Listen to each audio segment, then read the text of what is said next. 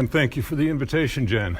It's, if nothing else, my annual opportunity to come back to Lewis. I spent 4 years here a while back. Why I write? Well, first of all, after 65 years of writing, since I tried my very first, very tiny preschool short story, it feels interesting to come here every year and be the opening act for the future of writing. This is kind of cool. The ghost of writing past meets the ghost of writing to come, you know? It's a good thing. Academically, I'm trained as a historian, not as a writer or anything more than that.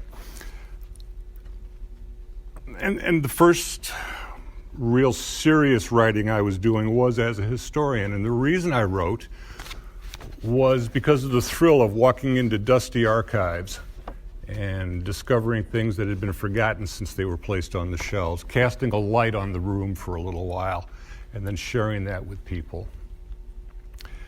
As a writer of short fiction, I got to cast a wider beam.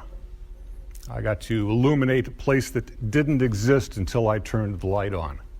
And that is a very, very cool feeling, especially when you've got control of it.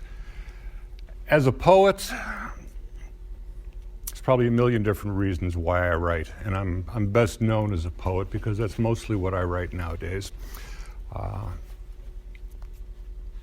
say something different every year. This year I'm going to tell you that why I write is to take a tight pencil light beam and shine it on people who have not had the opportunity or will never have the opportunity to speak for themselves. And that is, if you can do that, you're very lucky. She is all this is about. She is dressed for winter landscapes. She is wrapped in the spare blanket. She has the heater set to blazing. She is cold to the core of her soul.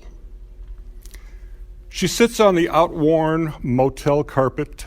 She turns her back to the unmade bed. She keeps her back to the still fresh shame. She can't bear to look at them. She has already showered twice today. She finds the strength to shower again. She soaps her body with her eyes closed. She can barely stand to touch it. She had dinner with him downstairs. She sat and talked with him in her room. She holds the memory of what he did.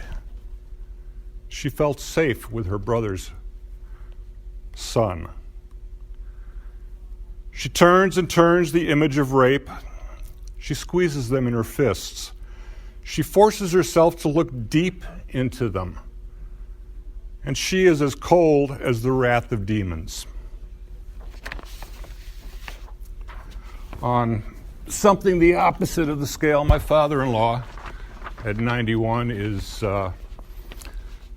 spending most of his time in different universes and different generations than the present. And it's a very humbling experience to watch because there's this thin line between me at almost 70 and him at 91. The value of knowledge. Nelson knows a lot, more than many, about the Chosin Reservoir about December 1950.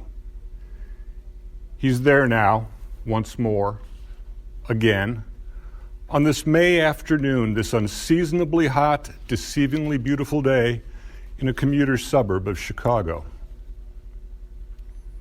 Today we will study Korea, children. The South is our friend, the North no one's comrade. And yes, I know, love one another. Please don't ever forget those words, even if you remember nothing else. I brought you some kimchi fried rice, some Bingray banana milk. You'll recognize the taste, but likely not the mix of Hanja and Hangul characters wrapped around the bottle. Nelson doesn't know about missing toes, the phantom strike of midnight pain mimicking frostmark in a fool's sunshine that won't stop fresh piss from icing. He doesn't know about missing friends. They're not waking up in the snow. They're not getting up after the sniper, the artillery round, the soul is cold. In the world he occupies right now, despite the presence of family right here, these things are only beginning to happen. Today at recess, children, you will not fear the airplanes coming to O'Hare and Midway. We'll study him and there another time. You won't think twice, perhaps not even once, about the backfire and rattle of a truck. Until then, please pay attention. These are lessons Nelson wrote for you. If you get drowsy on this fine May day, I promise not to slam my head. I promise not to slam my hand, surely not the classroom yardstick, on the surface of the desk next to your head. Thank you very much, and it's my pleasure to introduce Kayla Chambers.